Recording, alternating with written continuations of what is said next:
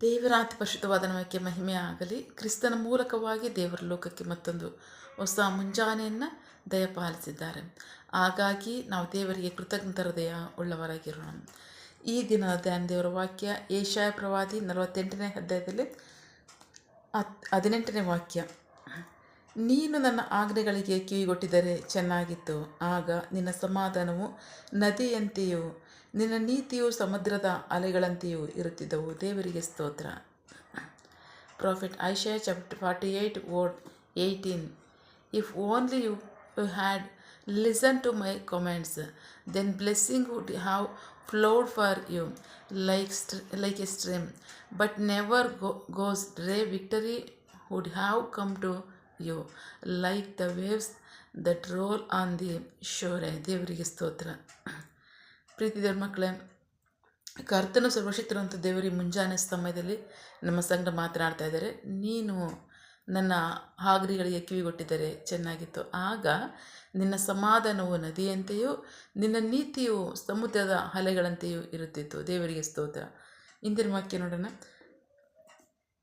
ನಿನ್ನ ವಿಮೋಚಕನೂ ಇಸ್ರಾಯೇಲ್ನ ಪರಿಶುದ್ಧನೂ ಆಗಿರುವ ಯೆಹೋವನು ಹೀಗೆನ್ನುತ್ತಾನೆ, ನಿನ್ನ ಉಪಯೋಗಕ್ಕಾಗಿ ನಿನಗೆ ಬೋಧಿಸುವವನು, ನೀನು ನಡೆಯಬೇಕಾದ ದಾರಿಯಲ್ಲಿ ನಿನ್ನನ್ನು ನಡೆಸುವವನೂ ಆದ ನಾನೇ ನಿನ್ನ ಯೆಹೋವನು, ನಿನ್ನ ದೇವರು ಆಗಿದ್ದೇನೆ. ದೇವರಿಗೆ ಸ್ತೋತ್ರ.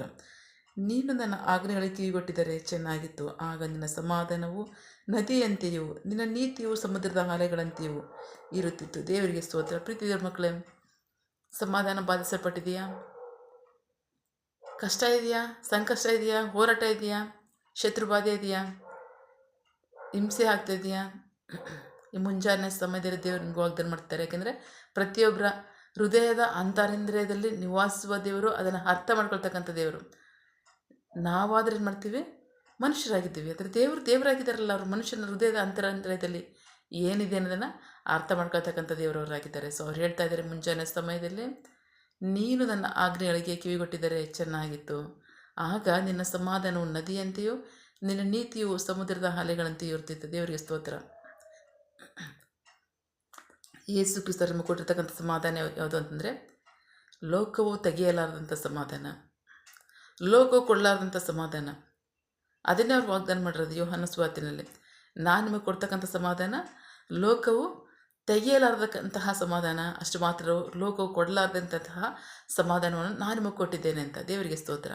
ಈ ಸಮಾಧಾನ ಬಾಧಿಸಲ್ಪಡದೇ ಇರ್ತಾರೆ ನಾವು ನೋಡ್ಕೊಳ್ಳೋಣ. ಸೊ ಆಗ ಏನಾಗುತ್ತೆ ಅಂದರೆ, ಯಾವಾಗ ಅದು ನಮ್ಗೆ ಸಿಗುತ್ತೆ ಅಂದರೆ, ನಾವು ದೇವರ ಆಜ್ಞೆಗಳನ್ನ ಕೈಗೊಂಡು ನಡೆಯುವಾಗ ನಮ್ಮ ಸಮಾಧಾನ ಹೇಗಿರುತ್ತೆ ಅಂದರೆ ನದಿಯಂತೆ, ನಮ್ಮ ನೀತಿಯು ಸಮುದ್ರದ ಅಲೆಗಳಂತೆ. ದೇವರಿಗೆ ಸ್ತೋತ್ರ.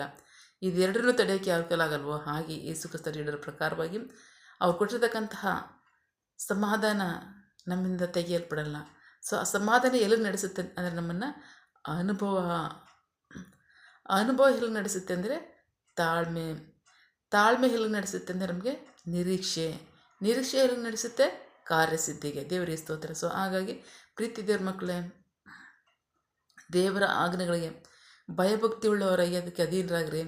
ದೇವರು ಹೇಳ್ತಾ ಇದ್ದಾರೆ, ನನ್ನ ಆಜ್ಞೆಗಳು ನೀವು ಅಧೀನರಾಗ್ಬಿಟ್ರೆ, ನನ್ನ ಮಕ್ಕಳ ಪರಿಸ್ಥಿತಿ ನೋಡಬೇಡಿ, ನೀವು ಸಮಸ್ಯೆ ಕಷ್ಟ ಹೋರಾಟಗಳು ನೋಡಬೇಡಿ, ಏನೇ ಇರಲಿ, ಅದೇನೇ ಆಗಿರಲಿ, ಅದು ನಿಮ್ಮ ಸಮಾಧಾನ ಹೇಗಿರುತ್ತೆ ಅಂದರೆ ನದಿ ಅಂತ ಇರುತ್ತೆ. ಅಷ್ಟು ಮಾತ್ರ ಅಲ್ಲ, ನಿಮ್ಮ ನೀತಿ ಸಮುದ್ರದ ಅಲೆಗಳಿರುತ್ತೆ, ಆ ಥರ ಇರುತ್ತೆ. ಎಷ್ಟೇ ಕೇಡನ್ನ ಉಂಟು ಮಾಡಬೇಕು, ಎಷ್ಟೇ ಕೇಡು ಮಾಡೋಂಥ ಸನ್ನಿವೇಶಗಳಿದ್ರೂ ಸಹ ನೀವು ನಿಮ್ಮ ನೀತಿಯನ್ನು ಬಿಟ್ಟು ನಡೆಯಲ್ಲ. ಆ ಥರ ಶಾಶ್ವತವಾದ ಸಮಾಧಾನವನ್ನು, ನೀತಿಯನ್ನು ನಾನು ನಿಮ್ಮಲ್ಲಿ ಹಾಕಿ ಇಟ್ಟು ನಾನು ನಿಮ್ಮನ್ನು ನಡೆಸ್ತೀನಿ ಅಂತ ಹೇಳ್ತಾರೆ. ದೇವರಿಗೆ ಸ್ತೋತ್ರ. ಸೊ ಹಾಗಾಗಿ ಪರಿಸ್ಥಿತಿಗಳು ನೋಡಿ, ಅಯ್ಯೋ ಸಮಾಧಾನ ಬಾಧಿಸುತ್ತಾ? ಎಂದಿಗೂ ಸಮಾಧಾನ ಬಾಧಿಸಲ್ಲ. ದೇವರ ಸಮಾಧಾನ ನಮ್ಮಲ್ಲಿರ್ತಕ್ಕಂಥದ್ದು. ಸೊ ಅದರಲ್ಲಿ ನಂಬಿಗಸ್ತರ ನಡೀರಿ, ವಾಕ್ಯಕ್ಕೆ ವಿಧೇಯರಾಗಿ ನಡೀರಿ. ಸೊ ಆಗ ದೇವರೇ ನಮ್ಮ ನೀತಿಯ ಫಲಗಳನ್ನು ನಮ್ಗೆ ಕೊಡ್ತಾರೆ, ತಕ್ಕ ಕಾಲದಲ್ಲಿ ಕಾರ್ಯಸಿದ್ಧಿಗೆ ತರ್ತಾರೆ. ಆಮೇಲೆ ಪ್ರಾರ್ಥಿಕೊಳ್ಳೋಣ. ಸಕಲ ಸೃಷ್ಟಿಕರ್ತನೆ, ಸರ್ವಾಧಿಕಾರಿಯೇ, ಸಾರ್ವಭೌಮನೆ, ಉನ್ನತನೇ, ಮಹೋನ್ನತನೇ, ಮಹಾಪರಿಶುದ್ಧನೇ, ಪ್ರೀತಿ ಸ್ವರೂಪನೇ, ನೀತಿವಂತನೇ, ಅಧಿಪತಿ, ಸೇನಾಧೀಶ್ವರನೇ, ಇರುವಾತನೇ, ಸರ್ವವ್ಯಾಪಿಯೇ. ಸಪ ಇದನ್ನು ವಾಕ್ಯಗಳ ಮೂಲಕವಾಗಿ ನಮ್ಮ ಸಂಗಡ ಮಾತಾಡಿದ ನಿಮ್ಮ ಪ್ರೀತಿಗಾಗಿ ನಂಬಿಗಸ್ತಿಗೆ ನಿಮಗೆ ಸ್ತೋತ್ರ.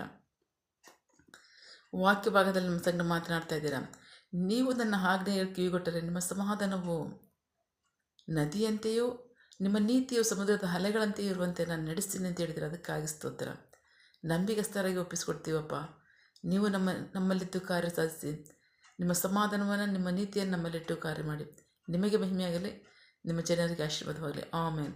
ನಿನ್ನ ಜನರು ಕೈ ಮಾಡ್ತಕ್ಕಂಥ ಕೆಲಸವನ್ನು ಆಶೀರ್ವದಿಸು, ಅವರ ಅವಶ್ಯಕತೆಗಳನ್ನ ಅಗತ್ಯಗಳನ್ನು ಪೂರೈಸು, ಕೊರತೆಗಳನ್ನ ನೀಗಿಸು. ಆಮೇನ್. ಅಪ್ಪ, ಅವರು ಯಾವ ಕಾರ್ಯದಲ್ಲಿ ನಿರೀಕ್ಷೆ ಉಳ್ಳವರಾಗಿದ್ದಾರೆ, ಆ ಕಾರ್ಯದಲ್ಲಿ ತಕ್ಕ ಸಮಯದಲ್ಲಿ ನಿಮ್ಮ ಚಿತ್ತಾನುಸಾರವಾಗಿ ಅದನ್ನು ಹೊಂದ್ಕೊಳ್ಳಿ. ಆಮೇನ್. ನೀವು ಹಾಗೆ ಮಾಡೋ ಪ್ರೀತಿಗಾಗಿ, ನಂಬಿಗಸ್ತಿಗೆ ನಿಮಗೆ ಸ್ತೋತ್ರ. ನಮ್ಮ ಪ್ರಾರ್ಥನೆ ನೀವು ಕೇಳಿದ್ದೀರಾ, ಅದರಂತೆ ನಡೆಸ್ತೀರ, ಅದಕ್ಕಾಗಿ ಸ್ತೋತ್ರ.